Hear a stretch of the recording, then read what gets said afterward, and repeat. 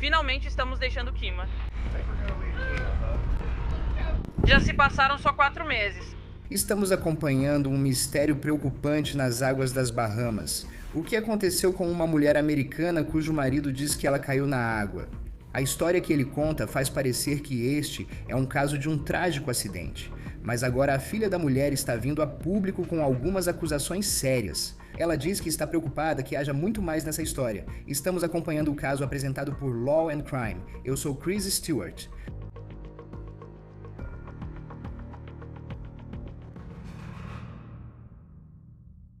Pessoal, rapidinho, vocês sabem que acompanhamos centenas de casos por ano e cada caso tem tantas evidências que tivemos uma ideia.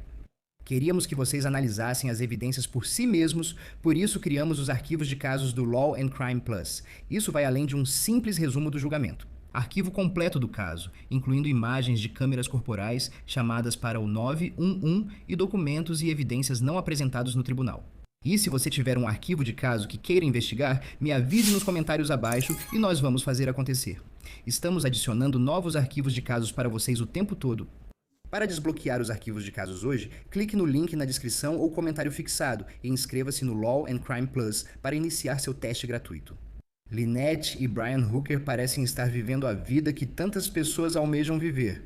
Eles deixaram a correria do mundo e navegam por alguns dos lugares mais pitorescos da Terra. Segundo dia de travessia do Golfo do México.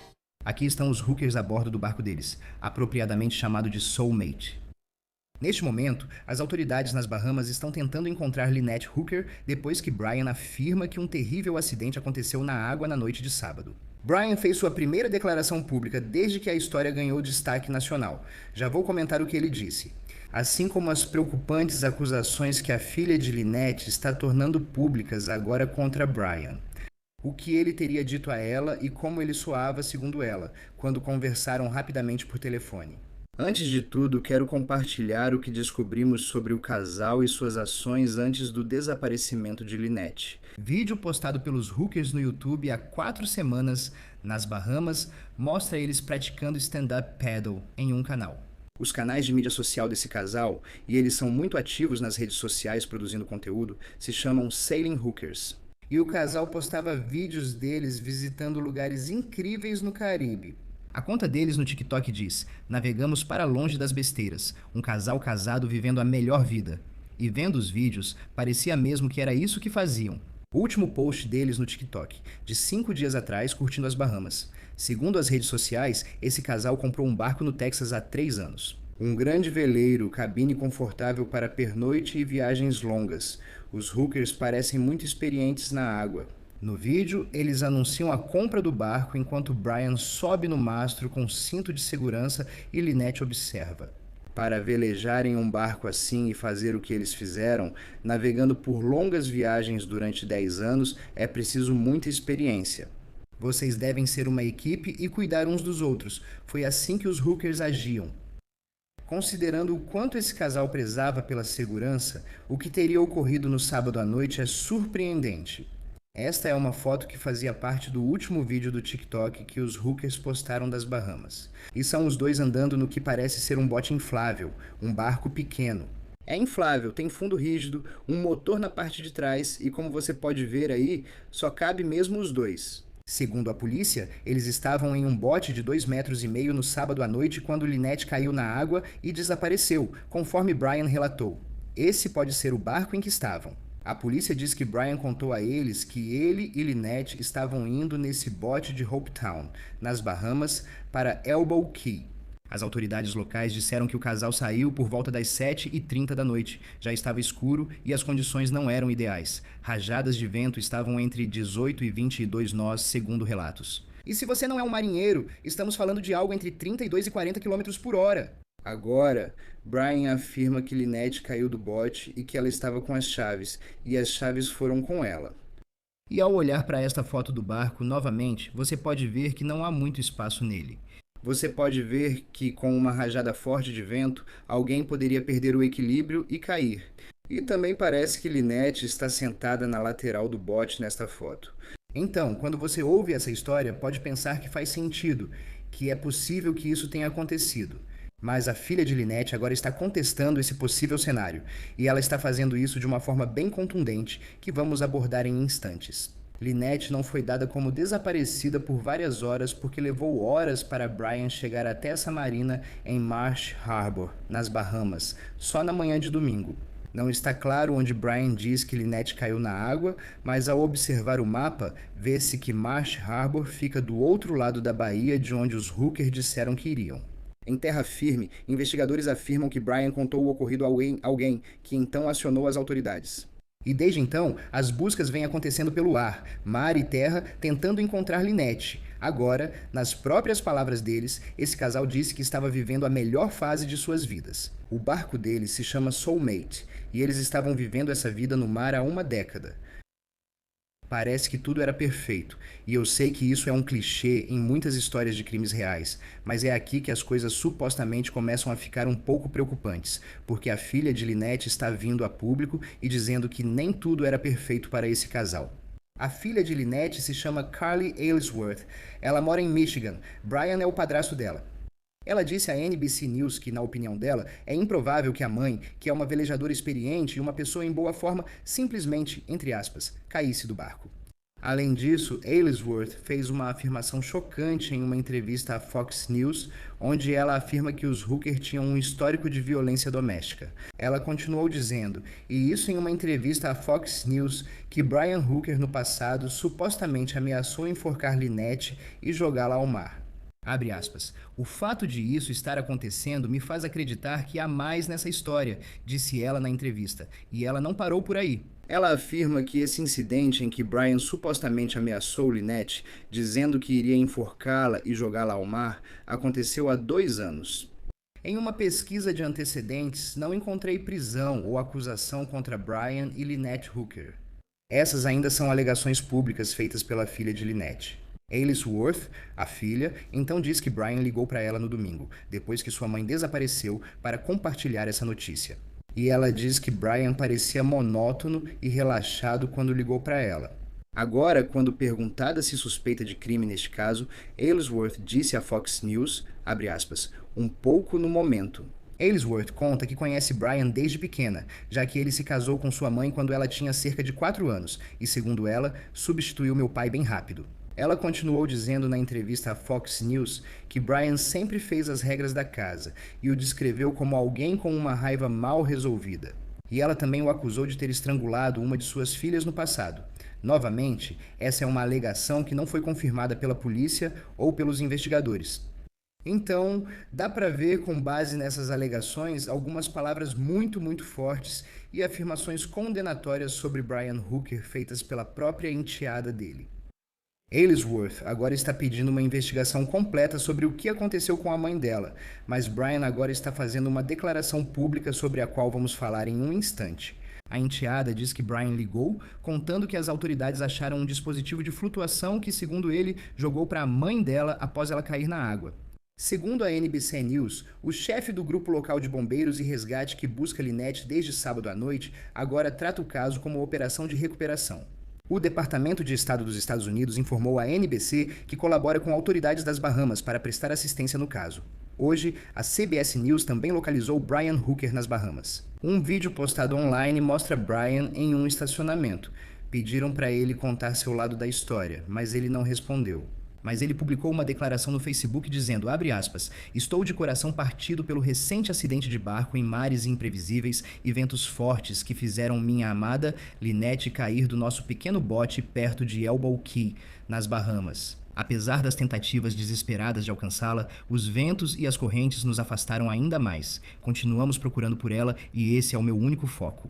Nossa família agradece profundamente ao povo das Bahamas, especialmente à equipe de bombeiros e resgate voluntários de Hope Town, Força Policial Real das Bahamas, Força de Defesa Real das Bahamas e Guarda Costeira dos Estados Unidos que trabalham incansavelmente para trazer Lynette de volta. Obrigado a todos por manterem Lynette em seus pensamentos e pelo apoio à nossa família durante este momento difícil. Fim da citação. Eu enviei uma mensagem para Brian Hooker para ver se ele tem alguma resposta às acusações que sua enteada fez nessas entrevistas recentes. E também entramos em contato com Carly Aylesworth, a enteada, e a convidamos para vir falar mais sobre esse caso. E esse convite continua aberto. Vamos falar agora mais sobre esse caso. Michael Winkleman, advogado marítimo, é sempre bem-vindo ao Law and Crime ao analisarmos casos do Caribe. A história de Brian Hooker. Eles estão nesse bote inflável e estão em condições menos do que ideais. Ele diz que Lynette cai na água com as chaves e então ele precisa remar de volta para a costa. Considerando o que você conhece do mar e os casos em que trabalha. Quero dizer, quão plausível é essa história que ele está contando até agora? Não muito. Quero dar a ele o benefício da dúvida, pois não quero culpar ninguém antes do devido processo legal. Na minha opinião, essa história tem muitas falhas. Vou dizer, Chris, é uma de duas. Ou foi um acidente terrível ou um crime terrível. Não há tantas teorias circulando se considerarmos apenas a hipótese de acidente, excluindo o crime. Esses são marinheiros experientes. Eles estariam cientes das condições do mar. Por que você pegaria seu bote para tentar chegar à costa? Talvez porque as condições estavam difíceis. Se você é um marinheiro experiente, não entraria nessa situação, a menos que fosse surpreendido por um sistema de tempestade desconhecido. Mas, pelo que vi com um pouco de pesquisa, havia uma frente fria conhecida passando, e na maioria das vezes é assim com frentes frias. Primeiro vem algumas tempestades fortes, então definitivamente há lacunas nessa história, Chris. Por causa das condições, ventos de 18 a 20 nós, que para quem não é marinheiro, estamos falando de 32 a 40 km por hora. Quero dizer, se você olhar o YouTube deles, eles postam bastante e mostram que sabem o que fazem. Já fizeram viagens bem sérias. Tipo, quão surpreendente é alguém sair em um bote inflável nessas condições? É, exatamente, muito surpreendente. A menos que eles estivessem tentando evitar uma tempestade, isso faria sentido para mim, talvez eles estivessem tentando chegar à terra firme. Então é por isso que eles estavam tentando fazer isso. Mas nesse caso você pensaria que eles teriam saído antes. E sair às 7h30 da noite já está escuro. Sabe, tem esse lado da coisa. Não parece o tipo de atitude que pessoas que normalmente praticam segurança, como parece ser o caso deles, tomariam. Ao mesmo tempo, qual a chance de encontrarmos o corpo de Lynette Hooker? Sei que as autoridades locais afirmaram que agora é uma missão de recuperação. Já se passaram alguns dias. De acordo com Brian, ela caiu do bote à noite. Quero dizer, o que acontece nessa parte da investigação? As estatísticas indicam que, não sendo encontrada em 24 horas, suas chances de sobrevivência são mínimas. Acho que a história do Brian sobre ela cair no mar e ele não alcançá-la tem ainda mais falhas, até para mim. Se minha esposa estivesse na água, deveriam haver coletes salva-vidas na embarcação. Quero dizer, eu faria tudo para tentar salvar minha esposa até entrar na água, por isso vejo ainda mais falhas do meu ponto de vista. Nesse ponto, se você é das autoridades das Bahamas tentando descobrir o que houve, ainda não tem um corpo. Tudo ocorreu no meio da noite. Ele não está com as chaves da embarcação. Ele diz que remou de volta até a costa, para Marsh Harbor. Quero dizer, como você conduz essa investigação para tentar descobrir se a história dele é realmente verdadeira? Sim, isso é investigação criminal básica, mas sempre atuo no lado civil, representando pessoas feridas em casos civis. Mas, no fim das contas, a investigação não é tão diferente no que eu faria em comparação com o que as autoridades criminais fariam, mas você vai ter um conjunto de dados limitado. Quero dizer, o principal vai ser a história do Brian e se eles vão acreditar nela. Sabe, se eles tivessem a oportunidade de verificar o nível de álcool no sangue dele para ver se ele estava ou não embriagado, mas qual era o motivo de eles estarem indo para lá? Eles estavam indo para evitar o mau tempo ou estavam indo para um bar? Quero dizer, eu sou nativo de Miami e já passei muito tempo nas Bahamas, no Caribe, e há muitos bares divertidos no mar, desculpe, em terra nas Bahamas. As filhas disseram que eles bebiam muito e o relacionamento era instável. Você certamente iria querer entrevistar a filha. Sei que o FBI está envolvido. Então, entre as autoridades das Bahamas e o FBI, eles terão dados para analisar. A questão é, será suficiente para acusar Brian de um crime ou, após análise dos dados, vão concluir que foi um acidente? E a enteada, quero dizer, ela foi implacável nessas entrevistas em relação às acusações que está fazendo. Quero dizer, falando disso abertamente e afirmando que esse relacionamento não era tão perfeito quanto parecia nas redes sociais e que havia histórico de violência doméstica, segundo ela. Ela fez acusações sobre eles beberem e sobre a instabilidade no relacionamento, o quanto isso pesa. Se você conhece as autoridades das Bahamas, sabe como agem. Ela disse em entrevista à Fox News que tentou ligar para elas, mas não foi atendida. Aparentemente, ela tem um advogado. Quanto isso pode influenciar na tentativa de entender como Lynette Hooker caiu no mar naquele momento? Acho que isso pesa bastante. O nome dela era Carly, e ela está expondo publicamente uma narrativa forte sobre um relacionamento conturbado, com pessoas que bebiam muito e tinham um relacionamento instável. E esses são definitivamente fatores que qualquer autoridade investigativa levaria em consideração e daria um peso significativo justamente para realmente juntar as peças do quebra-cabeça. E parece que, sabe, a outra parte disso também é que ela disse que Brian falava em tom monótono e calmo quando ligou para ela com a notícia. E, por um lado, eu não sei como eu reagiria, sabe, fazendo essa ligação se fosse comigo. Ao mesmo tempo, esse é alguém que remou pra caramba, aparentemente, de volta à costa porque ele não tinha as chaves do motor depois que ela caiu na água. E ele publica essa declaração no Facebook. O Facebook é uma forma informal de divulgar uma declaração, diferente de usar um escritório de advocacia, mas para mim parecia texto de advogado. Eu não sei qual é o histórico dele, mas ele agradeceu a todos os departamentos envolvidos dizendo: "Minha família agradece". Parece algo escrito profissionalmente, o que não é ruim, mas o que te chamou a atenção na declaração dele? Concordo totalmente, Cris. Li a declaração e achei bem curta e seca, sem muita emoção. Se quiser dar o benefício da dúvida, ele pode estar em choque e alguém ter escrito isso por ele. Pareceu bem genérico, como algo que o ChatGPT diria nessa situação. O fato de ele ter contado a história de forma fria e monótona, novamente dando o benefício da dúvida, indica que está em choque. Na minha experiência lidando com famílias enlutadas e pessoas traumatizadas, essa geralmente não é a reação que vejo.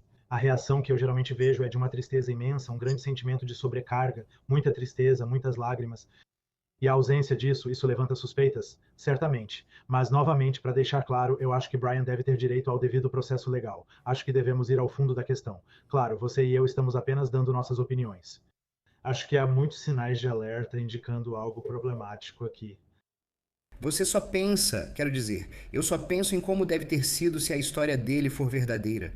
Você imagina a mulher que chama de amor da sua vida caindo no mar, tenta alcançá-la, mas a correnteza te afasta e você precisa remar até a costa.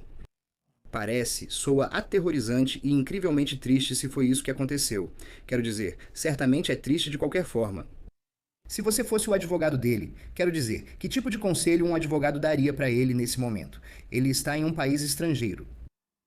Não é mais só um caso em que sua esposa caiu no mar, porque agora você tem uma enteada fazendo acusações muito sérias que aumentaram a pressão sobre você enquanto a investigação continua.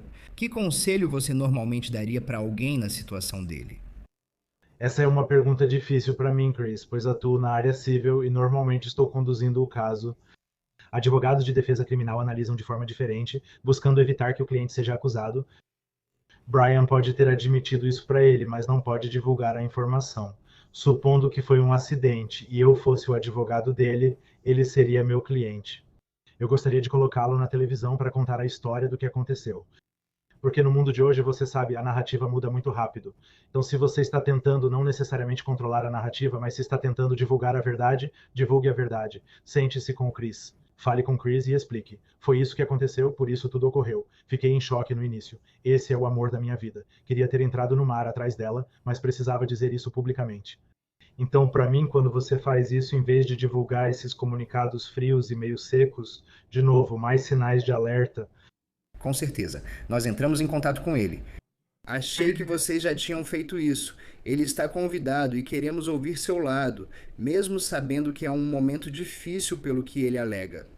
Ele provavelmente está livre para ir, mesmo lidando com autoridades das Bahamas em alguns casos. Sei que você atua no lado civil. Ele não foi acusado, mas em relação às autoridades das Bahamas, enquanto a busca continua, se ele quisesse voltar aos Estados Unidos, estaria livre para isso? Então, o que eu vi em tempo real é que não houve nenhuma acusação apresentada. Autoridades bahamenses costumam dizer: não queremos que você deixe a ilha. Mas na prática, legalmente ele poderia sair? Sim. Se quisessem, poderiam impedir que ele viajasse de avião ou barco. Mas, dado o fato de que ele não foi acusado, eu realmente acho que ele está livre para deixar o país. E você se pergunta, quero dizer, se ele tem um advogado, alguém aconselhando ele, tipo, se ele fosse sair do país agora, que tipo de mensagem isso passaria? Mesmo que ele seja, completamente inocente e isso tenha sido um acidente terrível, terrível.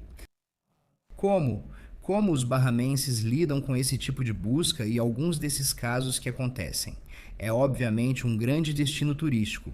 Muitos navegadores faziam isso, não só os hookers. Eu morava no sul da Flórida e era fácil pegar um barco até o extremo oeste das Bahamas. Como os bahamenses lidam com esses casos? Eu acho que eles são ótimos, digo na minha experiência, e eu já lidei com eles dezenas e dezenas de vezes. Eles são pessoas muito apaixonadas, eles querem esclarecer as situações. Muitas vezes eles trabalham em conjunto com o FBI. Eles são muito competentes, especialmente a Agência Marítima Real das Bahamas, excelente em investigar acidentes. Às vezes, suspeita-se que estejam em conluio com companhias de cruzeiro. Obviamente, este não é um caso de navio de cruzeiro, mas como a indústria de cruzeiros investe tanto tempo, esforço e dinheiro na região, mas não posso dizer que isso seja verdade, então, na minha opinião, acho que eles são excelentes. Acho que eles vão chegar ao fundo disso. Eles têm um conjunto limitado de dados disponível, mas vamos ver o que eles conseguem descobrir. E quando se trata do Departamento de Estado dos Estados Unidos do FBI, eu sei que eles divulgaram, você sabe, o Departamento de Estado divulgou um comunicado dizendo que estão cooperando com as autoridades. Claramente, este é um caso das Bahamas. E, como você disse, eles são muito experientes nesses casos. Mas como funciona essa assistência quando o Departamento de Estado ou o FBI afirmam que estão ajudando?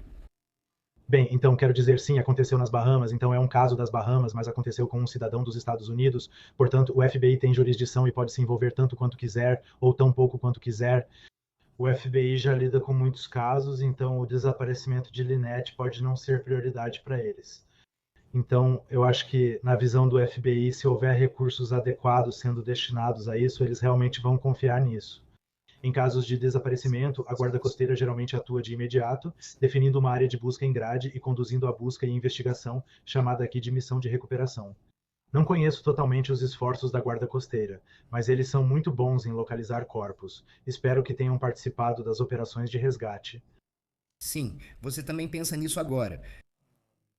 Sabe, em muitos desses casos, os corpos simplesmente não são encontrados. Tivemos aquele caso recente em Barcelona. Um universitário dos Estados Unidos faleceu e seu corpo foi encontrado na praia. Lembro de Sudisha Konanki, a estudante universitária americana na República Dominicana, cujo corpo não apareceu na praia após um incidente nas férias de primavera.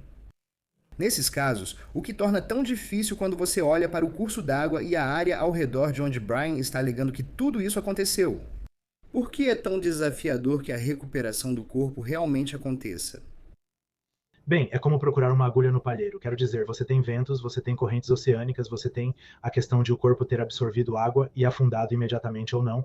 Então você tem 1 milhão de variáveis, mas a maior delas é que existe uma área geográfica enorme e a cada minuto que passa, essa área aumenta. Apesar da eficiência da guarda costeira, encontrar essa agulha no palheiro é uma tarefa muito difícil. Isso pode te complicar também, mas sobre a Carly, a enteada, sei que ela disse ter um advogado na entrevista à Fox News. Qual seria o papel do advogado para ela agora? É claro que essa é a mãe biológica dela e o padrasto, presente há anos. Sei que não parece que eles tenham o melhor relacionamento, mas qual o papel de um advogado para ela nessa situação durante a busca? Acho que se ela contratasse um advogado, ele poderia se envolver ao máximo na investigação. Na verdade, não faria muita coisa diferente do que a Carly pode fazer, mas pegaria o telefone e ligaria para as autoridades. Teoricamente, se ela quisesse abrir um processo civil, ela poderia então ter o poder de intimação para conseguir mais informações. Ela poderia tomar o depoimento dele para tentar obter mais respostas. Então, há muita coisa que um advogado poderia fazer. Provavelmente ainda é um pouco cedo para isso. Sim, um advogado civil poderia avançar bastante na investigação. Não a curto, mas a longo prazo. Por exemplo, se em 6 meses ainda houver mais dúvidas que respostas, ela pode entrar com um processo. Ela certamente poderia pedir para um advogado sentar e tomar o depoimento dele, que basicamente é uma sessão de perguntas e respostas para tentar obter mais informações, além de conseguir qualquer tipo de registro, verificar se havia algum tipo de apólice de seguro de vida que ele tivesse feito para a tua esposa. Houve algum tipo de pagamento de seguro de vida que foi feito? Então, com certeza, um advogado civil poderia investigar um pouco mais a fundo essa situação. Sim, esse é um bom ponto sobre as finanças. Não sabemos ao certo. Eles estão aposentados, viajam bastante e têm um veleiro. Quanto tempo buscas assim costumam durar? Sei que agora estamos na fase de recuperação. Isso supostamente aconteceu no sábado à noite e agora conversamos na quarta-feira. Eu ficaria surpreso se ainda estivesse ocorrendo. Pela minha experiência, a janela é de 24 a 48 horas, podendo chegar a 72 horas. Agora, após tanto tempo, tenho certeza de que está chegando ao fim. Sim, ainda há muitas perguntas. Michael Winkleman, advogado marítimo, obrigado por compartilhar sua experiência no Law and Crime. Obrigado, Chris. Bom te ver. Isso é tudo para o On The Case, do Law and Crime. Inscreva-se no nosso canal no YouTube e nos siga no Spotify. E agora também estamos no Peacock. Eu sou Chris Stewart. Até a próxima.